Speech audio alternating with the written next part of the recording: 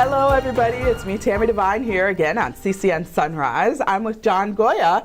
John is an old friend of the show. He's been here quite a few times talking about various political issues. And, you know, you were one of the first folks in Los Angeles to be talking about President Trump. You were one of the first ones in favor of him. Is that right? Yep. In fact, I was the only board member on the LA Republican board in LA County to be a Trumpster. And how did that go over? It didn't go over very well, especially being of Cuban American, and there were two Cuban Americans that were running for president on the Republican ticket. Ted Cruz, Marco Rubio.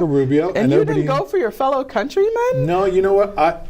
My country first is the USA, and everything else is come second. Okay. And being from New York and the New Jersey area, I always admired Donald Trump, and I figured, you know what? He's done a great job as a businessman.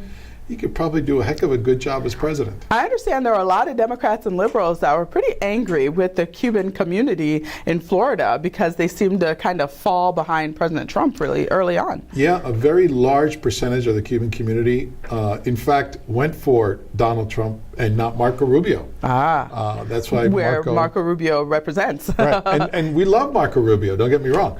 But, you know, I think it was time to have a non-politician be president.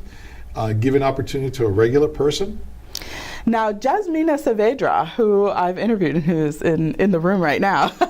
I love Jasmina, by the way. She said to me something that I was like, I don't know about that number, Jasmina, but she said something like the majority, there's a silent majority of Latinos in the, I don't know if she said in the U.S. or in our area, but who are for President Trump. I think in the U.S., a silent majority. Now, I was like, majority? Are you sure about that? What do you think about that statement? You know what? I think she's right. And I'll tell you why. I was on a television network on election night, and there were quite a bit of people that were not in front of the camera, but behind the camera, that were Latinos and African Americans. And I was the only pro-Trumpster in front of the camera. You can imagine, I won't mention the news network, but I was...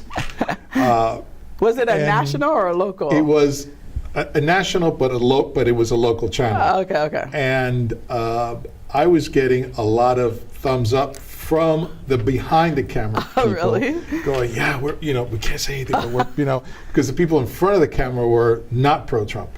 So I think it was a very exciting night.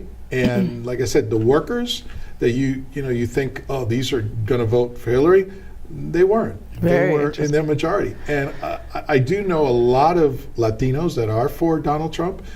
When I started the Trump movement within the county, two friends and I, in fact, Jasmina was one of them that was with us in Long Beach, we opened up an office. And we were in the middle of the Cambodia town in Long Beach. And when we opened up the office, the LA Times came because they wanted to see how come there was a Donald Trump office in Cambodia town in Long Beach, which is bluer than blue. Right. And it's probably a bunch of old white guys.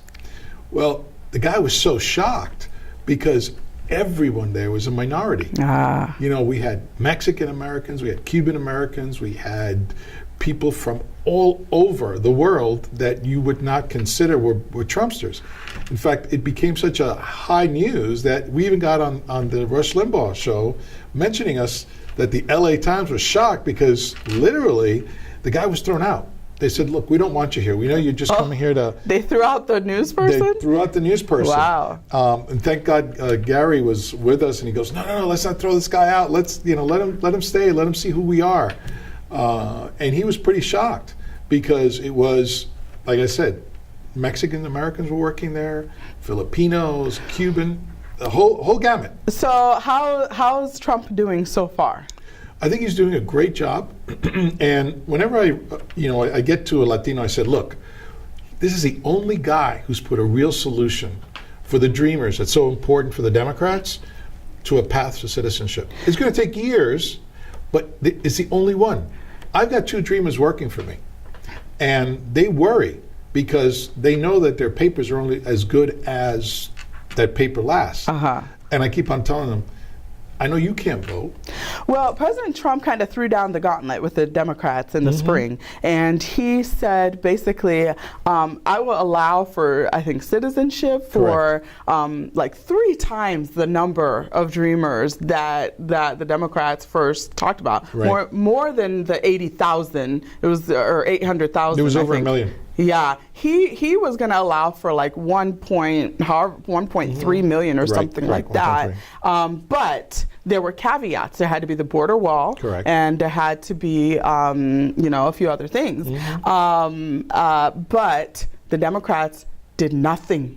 They would not go for it. Because they don't want it. That woke up, I think, a lot of people like, hey, you're Democrats, you're supposed to be on my side. Why aren't you doing anything with this bill? I think there were a lot of people that were very upset with the Democrats because they didn't do anything. They weren't, and they don't want to do anything because that's the only issue they have. But they're bringing it up now. Like now, immigration is a huge deal, and they're talking about DACA right now. Well, but I think what they're bringing up now is the immigration issue at the border, which was not started by this president, by the way. And under President Obama, they had 80,000 children that were separated from their parents, which they don't talk about. There were huge numbers under Bush, not so much because we didn't have the influx under Bush, and it actually started under Bill Clinton. So I think that the president has done the right thing in saying, let's keep these kids together, but let's not let them out with the parents, because we know for a fact that 54% of every illegal immigrant ends up on our welfare, ends up taking from us, the taxpayer. There's also questions about, are the people, the grown-ups that some of these kids are attached to, are they really the parents? Correct. And I think they're doing like DNA samples and things like that right now to determine that to be true, because there is human trafficking going on, right? Yeah. Along the border with this. In fact, in 2014, under Obama, there was a big scandal in Indiana and also in Ohio, because they found that there were a lot of children that were being taken to work in the fields. There were a lot of children that were for sex trafficking. There was a lot of issues going on that the media kind of didn't say anything about. In fact, Pelosi in 2016, early on, she says, well, we're trying to do the best we can at the border. So there were a lot of issues that were never brought up by the main media. But now, Trump is here, and a lot of people want to get him out at all costs, I think. And so this is one of the issues that they're trying to pin on him, I think. So we'll see how it all plays out. I want to talk to you about the Cuban coalition. Correct. Because that's something that's very important to you. And so we'll be back with more with John Goya talking about Cuban-American relations. We'll be back.